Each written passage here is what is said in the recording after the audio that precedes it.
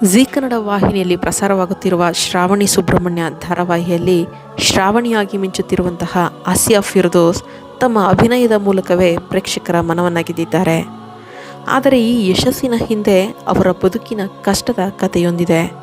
ಆ ನೋವಿನ ಕಥೆಯನ್ನು ಆಸಿಯಾ ಫಿರ್ದೋಸ್ ಇದೀಗ ಸಂದರ್ಶನವೊಂದರಲ್ಲಿ ತೆರೆದಿಟ್ಟಿದ್ದಾರೆ. ಹೌದು, ಕೊರೋನಾ ಸಮಯದಲ್ಲಿ ಸಾವಿರಾರು ಜನರ ಬದುಕು ಬೀದಿಗೆ ಬಿದ್ದಿದ್ದು ಎಲ್ಲರಿಗೂ ತಿಳಿದೇ ಇದೆ. ಈಗಲೂ ಸಹ ಕೊರೋನಾ ಎಂಬ ಪದ ಕೇಳಿದರೆ ಎಂಥವರಿಗೂ ಭಯ ಆಗುತ್ತದೆ. ಬಡವರು ಶ್ರೀಮಂತರು ಅನ್ನೋದನ್ನು ಬಿಟ್ಟು ತುತ್ತು ಅನ್ನಕ್ಕಾಗಿಯೂ ಸಹ ತಮ್ಮ ಜೀವ ಉಳಿಸಿಕೊಳ್ಳಲು ಎಲ್ಲರೂ ಸಹ ಪಟ್ಟಪಾಡು ಒಂದೊಂದಲ್ಲ. ಮನೆಯಿಂದ ಹೊರಗೆ ಬಂದರೆ ಜೀವದ ಭಯ, ಹೊರಗೆ ಹೋಗಿ ದುಡಿಯಲು ಸಾಧ್ಯವಾಗುತ್ತಿರಲಿಲ್ಲ. ತುತ್ತು ಅನ್ನಕ್ಕೂ ಸಹ ಪರದಾಡುವಂತಹ ಪರಿಸ್ಥಿತಿ ಎದುರಾಗಿತ್ತು. ಇಂತಹ ಪರಿಸ್ಥಿತಿಯನ್ನು ಶ್ರಾವಣಿ ಸುಬ್ರಹ್ಮಣ್ಯ ಧಾರಾವಾಹಿಯ ನಟಿ ಆಸಿಯಾ ಫಿರ್ದೋಸ್ ಅವರು ಸಹ ಅನುಭವಿಸಿದ್ದಾರೆ.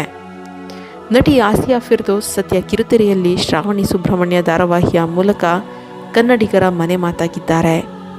ಒಳ್ಳೆಯ ಸಂಭಾವನೆ ಕೂಡ ಅವರಿಗೆ ಈಗ ಸಿಗುತ್ತಿದೆ. ಆದರೆ ಕೊರೋನಾ ಪರಿಸ್ಥಿತಿಯಲ್ಲಿ ತುತ್ತು ಅನ್ನಕ್ಕೂ ಸಹ ಅವರು ಪರದಾಡಿದ್ದರು.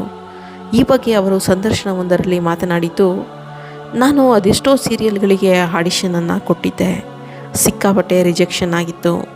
ಹೀಗೆ ನಾನು ನನ್ನ ಕನಸು ಎಂಬ ಸೀರಿಯಲ್ನಲ್ಲಿ ನಟಿಸುವ ಅವಕಾಶವೊಂದು ನನಗೆ ಸಿಕ್ಕಿತು. ಡಿಗ್ರಿ ಮಾಡಿಕೊಂಡು ನಾನು ಆ ಧಾರಾವಾಹಿಯಲ್ಲಿ ನಟಿಸುತ್ತಿದ್ದೆ. ಇವತ್ತು ನನ್ನ ಬರ್ತ್ಡೇ ಅಂದರೆ ಮಾರನೇ ದಿನ ನಾನು ಚಿತ್ರೀಕರಣದಲ್ಲಿರುತ್ತಿದ್ದೆ. ಅದರ ಮರುದಿನ ಲಾಕ್ಡೌನ್. ಆನಂತರ ಆ ಧಾರಾವಾಹಿ ಸಂಪೂರ್ಣವಾಗಿ ನಿಂತೇ ಹೋಯಿತು. ಅದೇ ನನ್ನ ಮೊದಲ ಧಾರಾವಾಹಿ ಆಗಿತ್ತು. ಈಗ ಏನು ಮಾಡಬೇಕು ಅನ್ನೋದು ನನಗೆ ಗೊತ್ತಾಗಲಿಲ್ಲ. ನಾನು ಕ್ಯಾಂಪಸ್ ಇಂಟರ್ವ್ಯೂಗಳನ್ನು ಸಹ ಕೊಟ್ಟಿರಲಿಲ್ಲ. ಡಿಗ್ರಿ ಮುಗಿದ ಮೇಲೆ ಲೀಡ್ ಪಾತ್ರಕ್ಕಾಗಿ ಆಡಿಷನ್ಸ್ ಕೊಡೋಣ ಅಂತ ಪ್ಲ್ಯಾನ್ ಮಾಡಿಕೊಂಡಿದ್ದೆ. ಆದರೆ ಏಕಾಏಕಿ ಧಾರಾವಾಹಿ ಸಂಪೂರ್ಣವಾಗಿ ನಿಂತು ಹೋಯಿತು. 2 ರಿಂದ 3 ತಿಂಗಳು ಬಾಡಿಗೆ ಕಟ್ಟಲು ಸಹ ನಮ್ಮ ಬಳಿ ಹಣ ಇರಲಿಲ್ಲ. ನನ್ನ ಅಮ್ಮ ಟೈಲರಿಂಗ್ ಮಾಡ್ತಿದ್ರು. ಅಪ್ಪ ಅಣ್ಣ ಇಬ್ಬರು ಸಹ ಬೇರೆ ಬೇರೆ ಆಗಿದ್ದರು.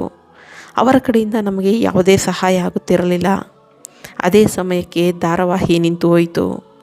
ಮೊದಲ ಲಾಕ್ಡೌನ್ನಲ್ಲಿ ನಮ್ಮ ಮನೆಯಲ್ಲಿ ರೇಷನ್ ಕೂಡ ಇರುತ್ತಿರಲಿಲ್ಲ.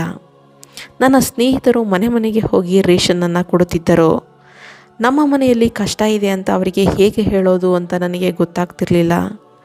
ಬಾಡಿಗೆ ಬಿಡಿ ಊಟಕ್ಕೂ ಸಹ ಇರುತ್ತಿರಲಿಲ್ಲ. 3 ರಿಂದ 4 ತಿಂಗಳು ಬಾಡಿಗೆ ಕಟ್ಟಿರಲಿಲ್ಲ. ಓನರ್ ಮನೆ ಖಾಲಿ ಮಾಡಿ ಅಂತ ಹೇಳಿದರು. ಲಾಕ್ಡೌನ್ ಓಪನ್ ಆದ ನಂತರ ಒಂದು ಕಂಪನಿಗೆ ಸೇರಿಕೊಂಡೆ.